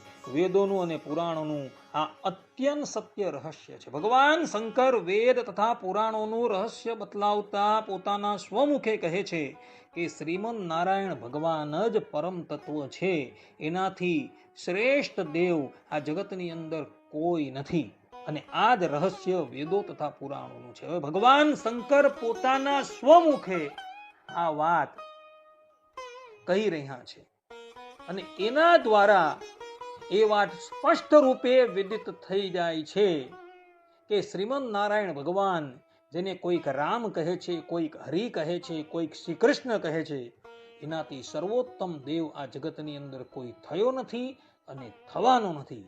એ જ વેદ તથા પુરાણોનું અર્થાત કે સમસ્ત શાસ્ત્રોનું રહસ્ય છે. શ્રીમદ ભગવદ્ ગીતામાં ભગવાન શ્રી કૃષ્ણ 7મા અધ્યાયના 7મા શ્લોકમાં અર્જુનજીને કહે છે કે મત્તઃ પરતરમ નાન્યત કિંચિત અસ્તિ ધનંજય મયી સર્વમિદં પ્રોતમ સૂત્રે મણિ ગતા ઇવા. અર્થાત કે હે ધનંજય, મારાથી શ્રેષ્ઠ એવું કોઈ તત્વ નથી. જેવી રીતે મોતી દોરામાં ગૂંથાયેલા રહે છે તેવી રીતે સર્વ કંઈ મારા આધારે રહેલું છે. આ પ્રમાણે ભગવાન શ્રી કૃષ્ણએ પોતાના સ્વમુખે પોતાની પરમ તત્વતા કહેલી છે. ભગવાન વેદવ્યાસજીએ પોતાના અવતાર કાળ દરમિયાન 4 વેદોનો વિભાગ કરેલો છે. 18 પુરાણ, 18 ઉપપુરાણ, 18 ઉપપુરાણ, મહાભારતનો ઇતિહાસ ઇત્યાદિ ગ્રંથોની રચના કરેલી છે. ભગવાન વેદવ્યાસજીની અંતિમ કૃતિ શ્રીમદ ભાગવત છે. એ શ્રીમદ ભાગવતના 12મા સ્કંદના 13મા અધ્યાયના 23મા શ્લોકમાં ભગવાન વેદવ્યાસજી કહે છે કે નામ સંકીર્તનમ યસ્ય સર્વ પાપ પ્રણાશનમ પ્રણામો દુઃખ સમનમ તમ નમામિ હરિમ પરમ. અર્થાત કે ભગવાનના નામોનું સંકીર્તન તમામ પાપોનો નાશ કરનાર છે અને ભગવાનના ચરણોમાં કરેલા પ્રણામ હંમેશને માટે તમામ પ્રકારના દુઃખોને શાંત કરી દે છે. તે જ પરમ તત્વરૂપ શ્રી હરિને હું નમસ્કાર કરું છું. અંતિમ શ્લોકની અંદર ભગવાન વેદવ્યાસજી પરમ તત્વનો નિર્ણય કરતા કહે છે કે એ પરમ તત્વરૂપ શ્રી હરિને હું નમસ્કાર કરું છું. આ પ્રમાણે ભગવાન વેદવ્યાસજીએ પોતાના જીવનની અંદર અનેક કૃતિઓ કરેલી છે. જેમાં શિવ પુરાણ છે, જે શિવ પુરાણમાં ભગવાન વેદવ્યાસજીએ શિવને પરમ તત્વ કહેલા છે. ગણેશ પુરાણમાં ગણેશને, દેવી ભાગવતમાં દેવીને, સાંબ પુરાણ આદિત્ય પુરાણમાં સૂર્યદેવને એઓએ પરમ તત્વ તરીકે પ્રતિપાદન કરેલા છે. પરંતુ ભગવાન વેદવ્યાસજી શ્રીમદ ભાગવતના 12મા સ્કંદના 13મા અધ્યાયના અંતિમ શ્લોકમાં પરમ તત્વનો નિર્ણય કરતા કહે છે કે તમ નમામિ હરિમ પરમ. અર્થાત કે તે જ પરમ તત્વ શ્રી હરિને હું નમસ્કાર કરું છું. આ પ્રમાણે ભગવાન વેદવ્યાસજીએ પરમ તત્વ તરીકે કેવલ ને કેવલ ભગવાન શ્રી હરિ જ છે એવો નિર્ણય કરેલો છે. આ પ્રમાણેની વસ્તુ સ્થિતિ હોવા છતાં કેટલાક અજ્ઞાનીઓ અન્ય દેવતાઓને પરમ તત્વ તરીકે પ્રતિપાદન કરે છે. એને વિશે કૂર્મ પુરાણમાં ભગવાન વેદવ્યાસજીએ બહુ સુંદર વાક્ય લખેલું છે. ભગવાન વેદવ્યાસજી કહે છે, યે અન્યમ દેવમ પરત્વેન વદંતી અજ્ઞાન મોહિતા, કે જે પણ કોઈક મનુષ્ય અન્ય દેવતાઓને પરમ તત્વ કહે છે, અર્થાત કે શ્રીમદ નારાયણ સિવાય અન્ય દેવતાઓને પરમ તત્વ કહે છે, એ લોકો અજ્ઞાનથી મોહિત થઈ ગયેલા છે. આ વાત ભગવાન વેદવ્યાસજીએ કૂર્મ પુરાણની અંદર લખેલી જોવા મળે છે. માટે પરમ તત્વ તરીકે કેવલ ને કેવલ શ્રીમદ નારાયણ ભગવાન જ છે. વેદોની અંદર, પુરાણની અંદર, ઇતિહાસની અંદર, રામાયણની અંદર કેવલ ને કેવલ એ ભગવાન શ્રી હરિનો જ મહિમા ગવાયો છે. તે પુરાણમાં શિવને, દેવીને, ગણપતિને, સૂર્યને પરમ તત્વ તરીકે ભગવાન વેદવ્યાસજીએ પ્રતિપાદન કરેલા છે, વેદ ભગવાને પ્રતિપાદન કરેલા છે. પરંતુ એ સ્થાન પર પણ કેવલ ને કેવલ ભગવાન શ્રી હરિને જ પરમ તત્વ તરીકે લેવાના છે. કારણ કે મહાભારતના મહાત્મયમાં ભગવાન વેદવ્યાસજી કહે છે કે વેદે રામાયણે પુણ્યે ભારતે પુરાણે તથા આદૌ ચ અંતે ચ મધ્યે ચ હરિ સર્વત્ર ગીયતે. અર્થાત કે વેદ, રામાયણ અને પવિત્ર મહાભારત તથા પુરાણમાં આદિ, મધ્ય અને અંતમાં સર્વત્ર ભગવાન શ્રી હરિનો જ મહિમા ગવાયો છે. એટલે જે સ્થાન પર શિવ છે, દુર્ગા છે, ગણપતિ છે, સૂર્યદેવ છે, એને પરમ તત્વ તરીકે પ્રતિપાદન કરી એમનો મહિમા ગવાયો છે, એ સ્થાન પર પરબ્રહ્મ પરમાત્મા ભગવાન શ્રી હરિનો જ મહિમા ગવાયો છે એમ સમજવાનું છે. આ પ્રમાણેની વસ્તુ સ્થિતિ હોવા છતાં, અર્થાત કે એ પરબ્રહ્મ પરમાત્મા ભગવાન શ્રી કૃષ્ણ સાકાર છે અને એમાંથી જ સંપૂર્ણ સૃષ્ટિ પ્રગટ થાય છે. પંચ દેવતાઓ પણ એ શ્રી કૃષ્ણ ભગવાનમાંથી જ પ્રગટ થાય છે. છતાં આજકાલના નવા વેદાંતીઓ એવું કહે છે કે નિરાકારમાંથી સૃષ્ટિ થઈ છે. તમારી સન્મુખ સ્ક્રીન પર એક પુસ્તકનો તમે ફોટો જોશો, કોણ સ્વામી અને કોણ નારાયણ, જેના લેખક છે ડોક્ટર કૌશિક ચૌધરી. ત્યારબાદ તમારી સ્ક્રીન ઉપર એ જ પુસ્તકમાં આવેલ 259 નંબરનું પાનું તમે જોઈ શકો છો. એમાં એક ચાર્ટ આપેલું છે, જેમાં આ ડોક્ટર કૌશિક ચૌધરી એવું કહે છે કે પરબ્રહ્મ પરમાત્મા નિરાકાર છે અને નિરાકારમાંથી પરબ્રહ્મ પરમાત્માના 5 સ્વરૂપો પ્રગટ થયા છે. ભગવાન વિષ્ણુ, ભગવાન શિવ, માં શક્તિ, ગણપતિ, સૂર્યદેવ અને બ્રહ્માજી. સૂર્યદેવ અને બ્રહ્માજીને એવો એકમાં લીધા છે. તો આ નિરાકારમાંથી 5 સ્વરૂપો પ્રગટ થયા છે. પરંતુ કૌશિક ચૌધરી જે નિરાકાર પરબ્રહ્મ પરમાત્માની વાત કરે છે, એ નિરાકાર પરબ્રહ્મ પરમાત્મા તો કલાઓથી રહિત છે, ક્રિયાઓથી રહિત છે, સર્વતા શાંત છે. જેમ કે શ્વેતાશ્વેતર ઉપનિષદના 6ઠ્ઠા અધ્યાયના 19મા શ્લોકમાં વેદ ભગવાન કહે છે કે નિષ્કલમ નિષ્ક્રિયમ શાંતમ નિર્વધ્યમ નિરંજનમ. અર્થાત કે તે પરબ્રહ્મ પરમાત્મા કલાઓથી રહિત, ક્રિયાઓથી રહિત, સર્વથા શાંત, નિર્દોષ અને નિર્મળ છે.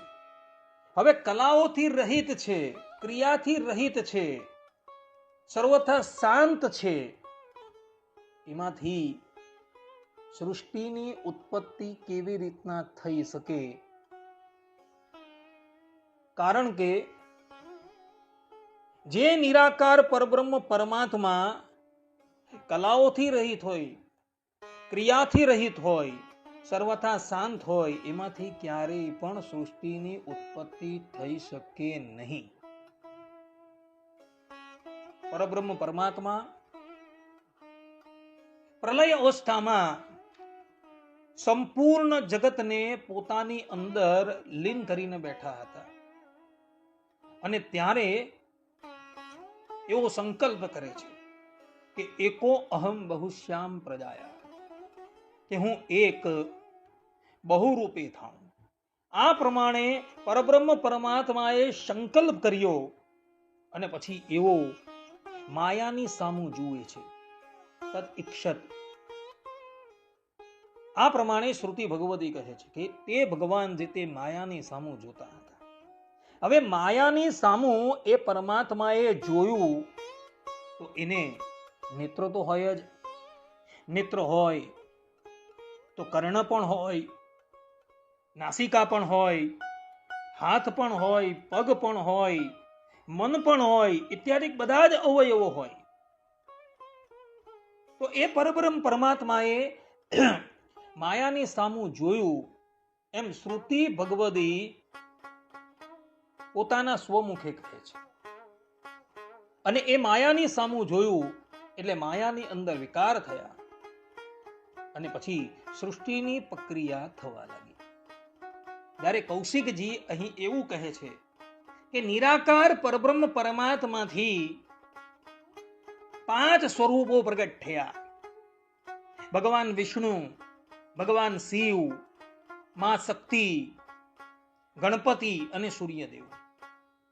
હવે શ્રુતિ ભગવતી એક બાજુ એ પરબ્રહ્મ પરમાત્માને નિષ્ક્રિય કહે છે, ક્રિયા રહિત કહે છે, નિષ્કલમ નિષ્ક્રિયમ શાંતમ નિર્વદ્યમ નિરંજનમ. આ પ્રમાણે શ્રુતિ ભગવતી કહે છે. જ્યાં એ પરબ્રહ્મ પરમાત્મા નિષ્ક્રિય છે, કલાઓથી રહિત છે, તો પછી એની અંદર ક્રિયા કેવી રીતના સંભવે? અને જો ક્રિયા સંભવે તો એ પરબ્રહ્મ પરમાત્મા સાકાર થઈ ગયા. અને વેદ ભગવાને પણ ભગવાનના 2 સ્વરૂપોની વાત કરેલી છે. દ્વેવા બ્રહ્મણો રૂપ, અર્થાત કે એ પરબ્રહ્મ પરમાત્માના 2 રૂપ છે, મૂર્તન ચૈવ અમૂર્તન છે. એક મૂર્ત સ્વરૂપ એટલે કે સાકાર સ્વરૂપ અને બીજું અમૂર્ત સ્વરૂપ, નિરાકાર સ્વરૂપ. નિરાકાર સ્વરૂપમાંથી ક્યારેય પણ સાકાર સૃષ્ટિની ઉત્પત્તિ થઈ શકતી નથી. મૂર્ત સ્વરૂપ છે એમાંથી જ સૃષ્ટિની ઉત્પત્તિ થઈ શકે છે. અને એટલે માટે પરબ્રહ્મ પરમાત્મા એવો સંકલ્પ કરે છે એકો અહમ બહુશ્યામ પ્રજાયાય. અને એનું સમર્થન બ્રહ્મવૈવર્ત પુરાણ બ્રહ્મખંડ 3 અને 4 અધ્યાયની અંદર પણ જોવા મળે છે. જ્યાં શ્રી કૃષ્ણ ભગવાન પોતાના ગોલોક ધામની અંદર બિરાજમાન હતા અને એમણે સૃષ્ટિનો સંકલ્પ કર્યો. એટલે સાકાર પરબ્રહ્મ પરમાત્મા થકી જ સૃષ્ટિની ઉત્પત્તિ થાય છે. પરંતુ નિરાકાર પરબ્રહ્મ પરમાત્મા થકી ક્યારેય પણ સૃષ્ટિની ઉત્પત્તિ થઈ શકતી નથી. આ સિદ્ધાંત વાત છે. જ્યારે કૌશિકજી અહીં એવું કહે છે કે નિરાકાર પરબ્રહ્મ પરમાત્મા થકી સાકાર સૃષ્ટિની ઉત્પત્તિ થઈ અને ત્યાં નીચે એવું લખે છે કે સનાતન ધર્મમાં સૃષ્ટિનો સાચો ચાર્ટ. પરંતુ એમની આ વાત સંપૂર્ણપણે ભૂલ ભરેલી છે. જે પરબ્રહ્મ પરમાત્મા નિરાકાર છે એ તો ક્રિયા શૂન્ય છે, સર્વથા શાંત છે, કલાઓથી રહિત છે. તો એના થકી સાકાર સૃષ્ટિની ઉત્પત્તિ કેવી રીતના થઈ શકે?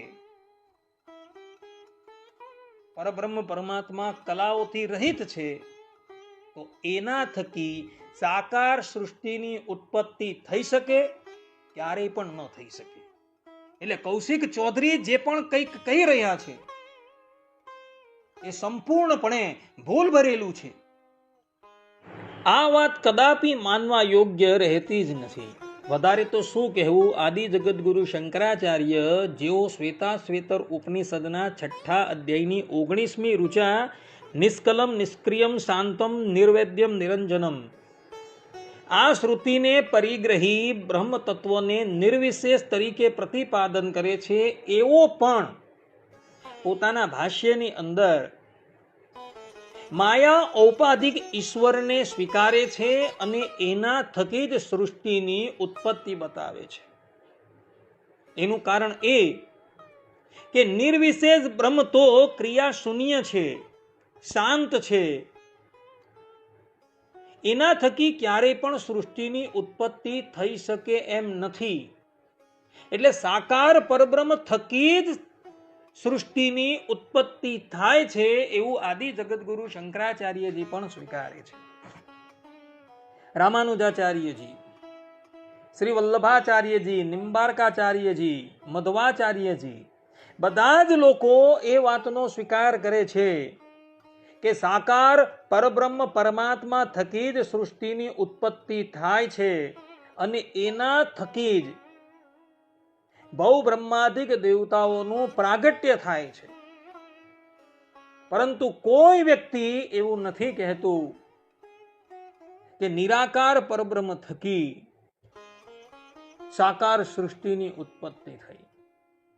કારણ કે નિરાકાર પરબ્રહ્મ છે, અર્થાત કે નિરાકાર પરબ્રહ્મનું સ્વરૂપ છે એ તો નિષ્ક્રિય છે, ક્રિયા શૂન્ય છે.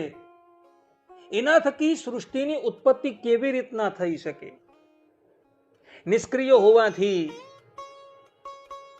એ અહમ તરીકે પણ પોતાનો વ્યપદેશ નથી કરી શકતું. તો પછી એના થકી સૃષ્ટિની ઉત્પત્તિ કેવી રીતના થઈ શકે એ વાત વિચારવા યોગ્ય છે. પરંતુ કૌશિક ચૌધરી જેવા નવા વેદાંતીઓ એવું કહી રહ્યા છે કે સનાતન ધર્મમાં સૃષ્ટિની ઉત્પત્તિ નિરાકાર પરબ્રહ્મ થકી થાય છે અને એના થકી પંચ દેવતાઓ પ્રગટ થાય છે. પરંતુ આ વાત સંપ્રદાયના તે આચાર્યોને ક્યારેય પણ માન્ય નથી. રામાનુજ પ્રભુતિ આચાર્ય એઓએ જે પણ કંઈક પ્રતિપાદન કરેલું છે એ શાસ્ત્રના આધારે અને તર્કના આધારે પ્રતિપાદન કરેલું છે. અને એ લોકોએ પોતાના ભાષ્યની અંદર સ્પષ્ટ રૂપે એ વાતનું પ્રતિપાદન કરેલું છે કે સાકાર પરબ્રહ્મ થકી જ સૃષ્ટિની ઉત્પત્તિ થાય છે, પરંતુ નિરાકાર થકી ક્યારેય પણ કોઈ પણ કાર્ય સંભવતું જ નથી. એટલે કૌશિકજીનો મત જે છે એ આદર કરવા યોગ્ય ક્યારેય પણ રહેતો નથી. જે પ્રમાણે રામાનુજાચાર્યજી, વલ્લભાચાર્યજી, નિમ્બાર્કાચાર્યજી, ભગવાન શંકરના અવતાર એવા શંકરાચાર્યજી ઇત્યાદિક આચાર્યો સાકાર પરબ્રહ્મ થકી સૃષ્ટિની ઉત્પત્તિ બતાવે છે, તે જ પ્રમાણે સ્વામિનારાયણ સંપ્રદાયના આચાર્યો અને વિદ્વાનો તથા ભગવાન સ્વામિનારાયણ પણ સાકાર પરબ્રહ્મ થકી જ સૃષ્ટિની ઉત્પત્તિ બતાવે છે, પરંતુ નિરાકાર થકી ક્યારેય પણ કોઈ વાતની ઉત્પત્તિ થતી નથી એવું એ લોકો સ્પષ્ટ રૂપે કહે છે. નિરાકારમાંથી 5 રૂપો પ્રગટ થયા એવી માન્યતા ધરાવનારા કૌશિકભાઈ ચૌધરીને હું પૂછું છું કે શું તમે રામાનુજાચાર્યજી, શ્રી વલ્લભાચાર્યજી, નિમ્બાર્કાચાર્યજી, મધ્વાચાર્યજી કરતા મોટા છો? શું તમે આદિ જગતગુરુ શંકરાચાર્યજી કરતા મોટા છો? કારણ કે આ બધા જ આચાર્યો સનાતન ધર્મના આચાર્ય છે અને એ લોકોએ સનાતન ધર્મને ટકાવવાને અર્થે શું નથી કર્યું એ તો એનું જીવન ચરિત્ર તમે જુઓ ત્યારે તમને ખબર પડે. અને એ સનાતન ધર્મના આચાર્યોએ પોતાના ગ્રંથોની અંદર સાકાર ભગવાન થકી જ સૃષ્ટિની ઉત્પત્તિ થઈ છે એવું સ્પષ્ટ રૂપે કહેલું છે. ઉપનિષદની અંદર કહ્યું છે કે દ્વેવા બ્રહ્મણો રૂપે મૂર્તન ચૈવા અમૂર્તન છે. અર્થાત કે ભગવાનના બે રૂપ છે, એક મૂર્ત સ્વરૂપ અને બીજું અમૂર્ત સ્વરૂપ. એમાં જે અમૂર્ત સ્વરૂપ છે એ તો નિષ્કલમ નિષ્ક્રિયમ શાંતમ નિર્વેદ્ય નિરંજનમ છે. એની અંદર કોઈ પણ જાતની ક્રિયા સંભવતી નથી. પરંતુ જે સાકાર સ્વરૂપ છે એમાં ક્રિયા સંભવે છે. અને સાકાર પરબ્રહ્મ સ્વરૂપ થકી જ સંપૂર્ણ જગતની ઉત્પત્તિ થઈ છે. પરંતુ નિરાકાર બ્રહ્મ સ્વરૂપ થકી ક્યારેય પણ સૃષ્ટિની ઉત્પત્તિ થઈ નથી. એટલે કૌશિક ચૌધરીએ પોતાના પુસ્તકની અંદર નિરાકાર થકી સૃષ્ટિની ઉત્પત્તિ બતલાવેલી છે. એનો એ મત સંપૂર્ણપણે ગલત છે. એ માનવા યોગ્ય છે જ નહીં. કારણ કે કૌશિક ચૌધરી કોઈ રામાનુજાચાર્યજી, શંકરાચાર્યજી, નિમ્બાર્કાચાર્યજી ઇત્યાદિ આચાર્ય જેવા દાર્શનિક આચાર્ય નથી કે એના મતને માની લેવાય. આપણા આચાર્યોએ જે પ્રતિપાદન કરેલું છે એ પ્રતિપાદન યોગ્ય છે. એ લોકોએ જે પ્રમાણે સૃષ્ટિની ઉત્પત્તિ બતાવેલી છે એ જ માનવા યોગ્ય છે. અને એ જ સનાતન ધર્મીઓ માને છે. આટલા પ્રવચનથી કૌશિક ચૌધરીને એ વાતનો ખ્યાલ આવી ગયો હશે કે સાકાર બ્રહ્મ તત્વ થકી જ સૃષ્ટિની ઉત્પત્તિ થાય છે. આમ છતાં પણ જો એ ન માને તો મૂર્ખસ્ય ન અસ્ય ઔષધમ, એ કહેવત પ્રમાણે એનો પણ કોઈ ઈલાજ રહેતો નથી. આટલું કહીને હું મારા પ્રવચનને અહીં વિરામ આપું છું. સર્વે સંતુ નિરામયઃ, સર્વે સુખીનો ભવન્તુ, સર્વે ભદ્રાણિ પશ્યન્તુ, મા કશ્ચિત દુઃખ ભાગ ભવેત. અસ્તુ. જય સ્વામિનારાયણ.